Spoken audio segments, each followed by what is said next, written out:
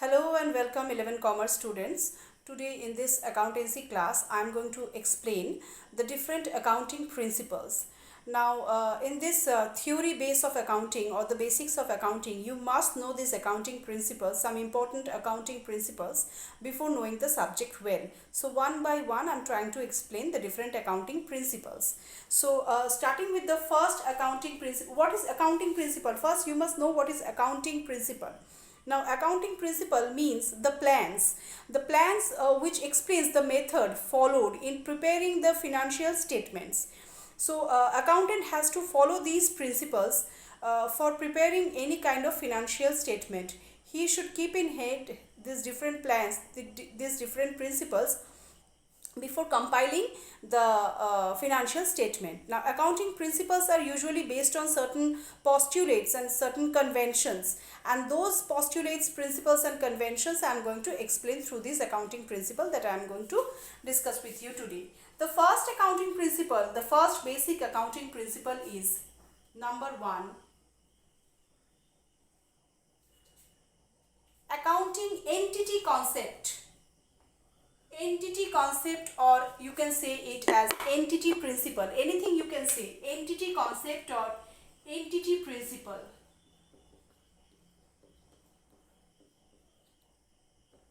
This is the first accounting principle among the basic accounting principles. Now according to this entity concept of accounting assumes that an enterprise has a completely separate identity, a completely distinctive identity from its owner. The owner is different from the enterprise. Owner has his individual identity, whereas the enterprise has individual identity. Both are not same, both are not attached, both have distinctive identities. So entity concept tells us that all the accounting activities centered around the enterprise is different from its owner. Therefore, the business enterprise is considered as the center and focus around it all the business operations, and owner's own operations, owner's own activities are his own, which is not attached to the business. Business is considered as something separate, and the activities which is around the business, that is considered to be the part of business. So business has its own separate identity. This is the main thing of entity concept. Now comes the second, money measurement concept.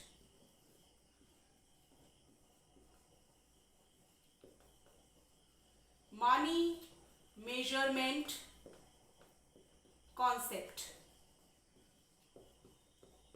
This is the second accounting principle. What does this principle state? Money measurement concept. Money measurement concept considers money as the basic unit on the basis of which accounting data are recorded in the books of accounts. Money is considered to be the only practical unit of measurement. Now, it is no other information and economic events and no other transactions can be recorded in any other unit other than money. So money is the only basic unit that should be used while recording any kind of transaction. There should not be any other unit that is to be used. Everything must be, what I mean is everything must be simply expressed in terms of money and nothing else. This is the concept of money measurement.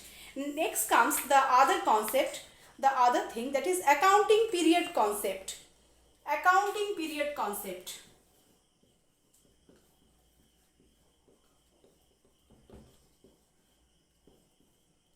Accounting period concept. What does this mean? What does this mean? That is, the financial statements usually is prepared, any kind of financial statement is usually prepared for a certain period of time or after a certain interval. So this refers, accounting period refers to the span of time at the end of which financial statement is to be prepared. Financial statement is to be reflected and the performance and the position of the enterprise is presented. So this is prepared normally for 1 year. Timely the information, accounting, the managers, the owners, the directors, everyone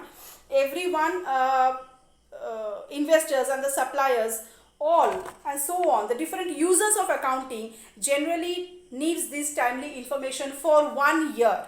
So normally that time span is attached with this accounting period. Generally accounting period is counted for 1 year. That 1 year is called the accounting year, and that 1 year calculation comes under accounting period concept. Now comes full disclosure principle. Full disclosure principle. As the name suggests, you can see the name suggests full disclosure. Now according to this principle, financial statements should be prepared in such a manner that they must convey all the material financial information, all the details, all the financial data, all the financial details of an organization without concealing anything. They should disclose each and every details of an organization through the accounting data. Disclosure makes financial statement fully informative, fair and adequate. And financial information shall be classified, it should be summarized, it should be analytical, it should be explanatory, so that it can be used by the bank to judge the credit worthiness, to judge the financial position of an enterprise. So full disclosure must be there. The events occurring in every balance sheet in every year, the supplementary schedule, if appear reflecting the information, disclose the financial data, disclosing the financial data, that should be very much complete. That will make the accounting information more complete, more adequate. And only the information which are material to the users should not be reported. All the information should be reported. So this is the concept of full disclosure. Everything must be disclosed and nothing should be concealed. Now comes the next principle, that is materiality principle. Materiality principle.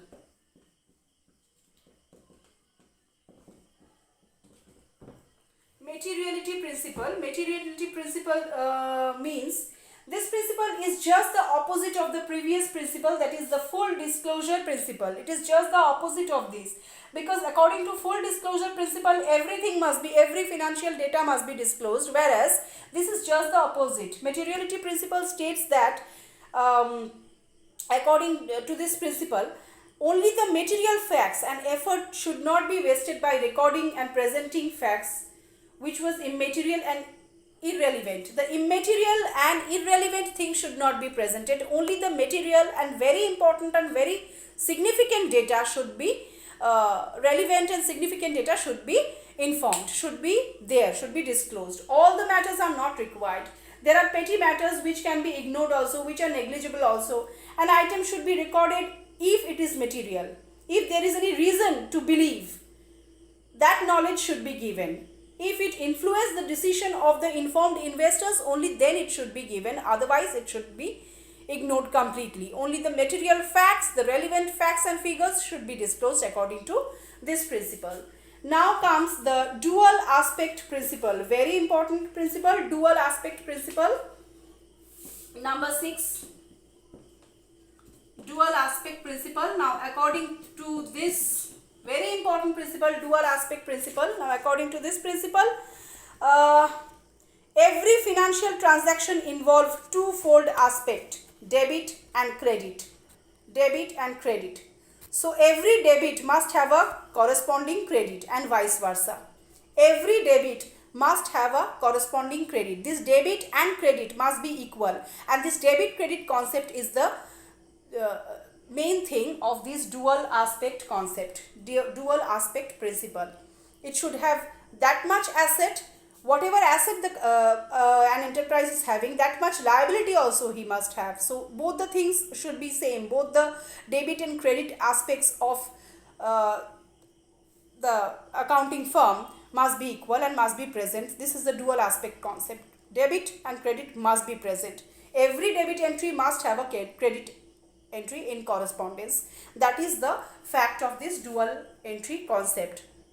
Hence, any increase or decrease in the total asset must result in the corresponding increase and decrease in the liabilities also. So this is the dual aspect concept. And last is the matching principle. Matching principle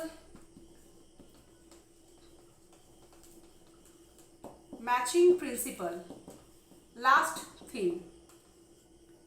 Matching principle is the last concept. According to this principle, the expenses incurred in a particular accounting period should match with the revenue. Now revenue means income. Whatever revenue is realized in the accounting periods must equate with the expenses incurred in that particular period, and that is the main thing that is discussed in matching principle. For instance, when the sales value of any goods or services reported as a revenue in the year, then cost incurred for that goods or the service should be reported as an expense in the same year. So income must be equal to expense, and that is the concept of this matching principle. So with this I end up the class today. Today I have explained the different principles of accounting, which is very important as the basic idea of, to give you the basic idea of accounting theory, accounting base. So just learn this. I will provide PDF while following the video. Please don't forget to download the PDF attached with this video. So till then, goodbye.